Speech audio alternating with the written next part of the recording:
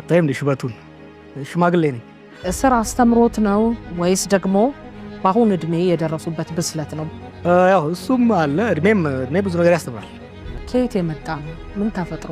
ከእስር ቤት ስወጣ የነበረው የሀገራችን ሁኔታ በጣም ከፍተኛ አደጋ ላይ ነበረ። በዛ ላይ ወጥቼ መናገር፣ መጻፍ፣ መተቸት በሳት ላይ ቤንዚን እንደማርከፍከፍ ነው የታየኝ። ምናልባት የሚሻለው ረጋ በማለት በወጣትነት ጊዜ የነበረ ኃይል የነበረ ፍላት እድሜ እየሄደ ሲሄድ ረጋ እያሉ መሄድ ይመጣል።